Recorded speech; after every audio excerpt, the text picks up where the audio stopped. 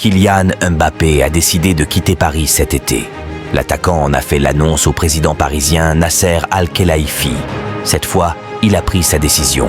Kylian Mbappé va quitter le PSG à l'issue de son contrat en juin prochain. L'attaquant de 25 ans a décidé de mettre fin à son aventure parisienne selon nos informations, et c'était l'élément clé dans ce dossier. Il en a fait l'annonce à son président Nasser Al-Khelaifi. Le champion du monde 2018 a toujours dit qu'il réserverait la primeur de son annonce aux dirigeants parisiens. Kylian Mbappé a pris sa décision dernièrement et l'a donc formulée auprès de son président lors d'une réunion au campus PSG ces derniers jours. Le joueur a ainsi tenu sa parole en donnant la primeur de l'information à son dirigeant. Contacté, l'entourage du joueur ne souhaite pas faire de commentaires, fidèle à son mutisme observé sur le sujet depuis de nombreux mois. Au club, on se refuse à tout commentaire officiel. Cependant, selon nos informations, les deux parties vont officialiser cette annonce et donc acter le départ de Kylian Mbappé dans quelques mois. Les modalités de cette rupture ne sont pas encore définies. Ce n'est pas un coup d'arrêt pour le PSG qui a déjà un plan pour la saison prochaine. Un ou plusieurs joueurs de classe mondiale devraient arriver. Tout n'est pas encore totalement bouclé avec le Real selon nos informations.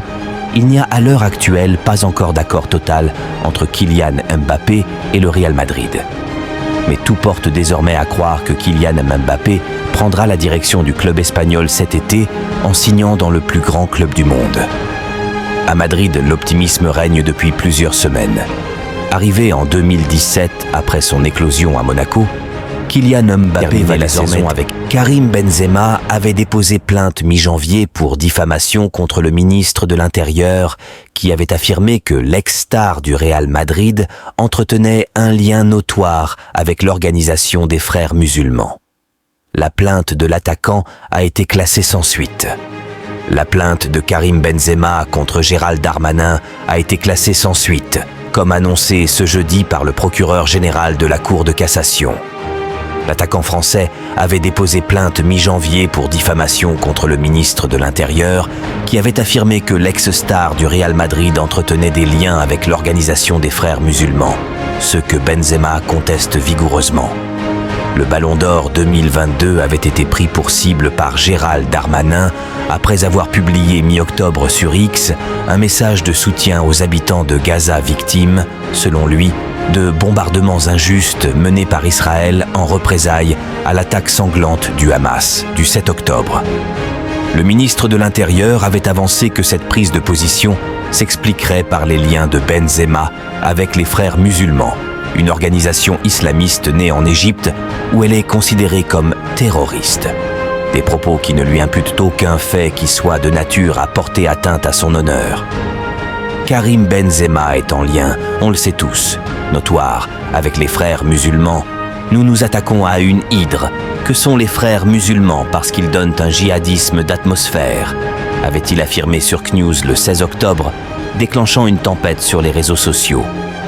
En réponse, Benzema avait porté plainte pour dénoncer des accusations inexactes, plus vraisemblablement mensongères, mais en tout cas faites à dessein et attentatoires à son honneur et sa considération. En réponse, Benzema avait porté plainte pour dénoncer des accusations inexactes, plus vraisemblablement mensongères, mais en tous cas faites à dessein et attentatoires à son honneur et sa considération. Sa plainte a donc été classée sans suite. Pour fonder sa décision, la commission des requêtes retient que la plainte de M. Benzema est relative à des propos qui ne lui imputent aucun fait qui soit de nature à porter atteinte à son honneur ou à sa considération. Cette décision de la commission des requêtes, composée de 3 magistrats du siège de la Cour de cassation, 2 conseillers d'État et 2 conseillers maîtres à la Cour des comptes, n'est susceptible d'aucun recours, a communiqué le procureur général de la Cour de cassation.